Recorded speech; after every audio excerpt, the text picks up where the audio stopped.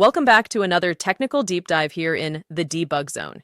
Today, we're tackling a big question and breaking it down with insights from other users. Hopefully, this clears up some misconceptions and helps you get the answer you need. So buckle up, stay a little curious, and let's jump right in.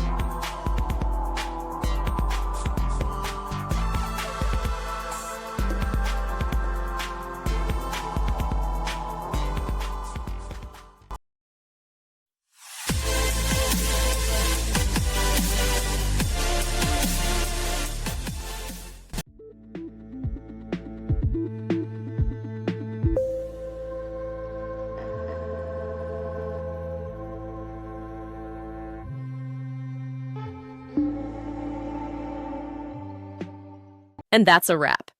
I hope you found the answer you were looking for. If you did, take a second to hit that subscribe button. It really helps out. And let me know in the comments which solution worked best for you.